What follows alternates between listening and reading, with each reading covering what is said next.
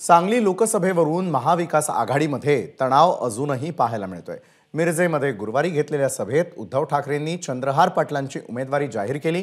मशाल चिन्हावरती चंद्रहार पाटील लोकसभा लढवणार अशी घोषणाही उद्धव ठाकरेंनी केली आहे। त्यावर नाना पटोले यांनी अतिशय तिखट प्रतिक्रिया दिली आहे। एकतर्फी उमेदवारी जाहीर केल्यानं अडचण झाली आहे। आघाडीमध्ये असं व्हायला नको असं पटोले म्हणाले, तर सांगलीच्या जागेबाबत दिल्लीमध्ये चर्चा करू अशी सारवासारव संजय राऊतांनी केली आहे।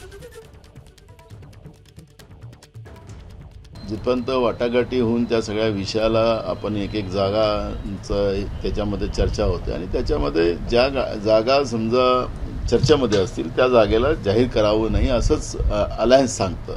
पण आता अलायन्समध्ये राहून सुद्धा काल उद्धव ठाकरे साहेबांनी ज्या पद्धतीने जाहीर केलेलं आहे ते खऱ्या अर्थानं आहे प्रॉब्लेमॅटिक, पण तरीसुद्धा आम्ही त्याच्यातला मार्ग काढण्याचा प्रयत्न करू। आम्ही त्यांच्याशी चर्चा करू, दिल्लीतल्या प्रमुख नेत्यांशी, नाना पटोलेंशी। त्या संदर्भात सांगली संदर्भात सविस्तर चर्चा झालेली आहे। नाना पटोले हे आमचे मित्र आहेत, काँग्रेस पक्षाचे अध्यक्ष आहेत।